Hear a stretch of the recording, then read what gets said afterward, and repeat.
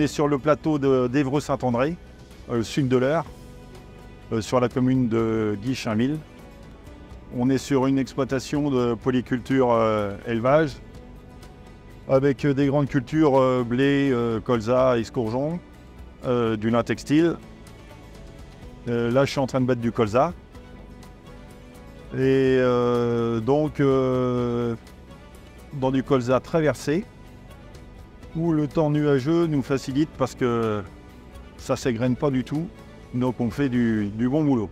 La 8007, pourquoi elle est arrivée? Parce que j'ai un voisin qui m'a demandé de lui faire sa moisson. Donc, avant, il y avait sur l'exploitation une 760 avec 7,70 m de coupe. Donc, j'ai fait le choix de prendre une machine un peu plus performante. Et on m'a conseillé donc la 8007. Donc aujourd'hui, elle va battre environ 550 hectares. Elle est aujourd'hui, à l'heure où on en parle, à 501 hectares, donc on est en fin de moisson. Le CMOS, moi je ne le connaissais pas avant, on avait juste entendu parler. La concession nous disait que le CMOS marchait, il était au point. Donc j'ai fait confiance au concessionnaire et aujourd'hui je ne regrette pas du tout. Donc le CMOS, si on part dans du blé ou de l'orge, le CMOS est pour moi très très facile à régler. On bat un petit peu, on regarde dans la trémie, la qualité du grain, le battage, et puis on valide le CMOS si on veut améliorer la qualité du grain ou les pertes. Et lui aussi nous dit, il nous propose d'optimiser les pertes, d'optimiser la machine, donc c'est là que c'est très intuitif et puis donc ça se passe pas trop mal.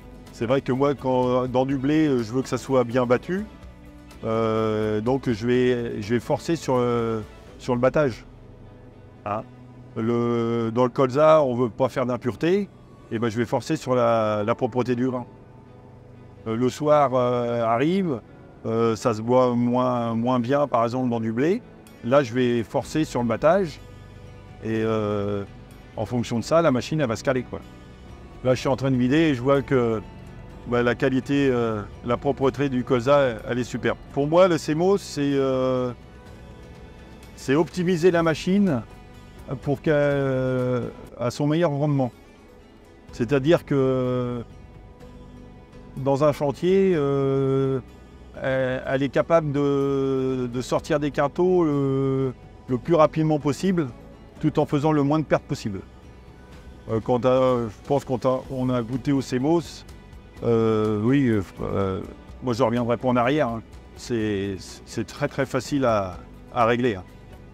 Je pense que dans une machine, maintenant, avec les surfaces qu'on bat, je pense que le CMOS est très bien approprié. Le CMOS, c'est du confort. Quand vous avez des largeurs de coupe de plus de 10 mètres, vous êtes à regarder votre coupe.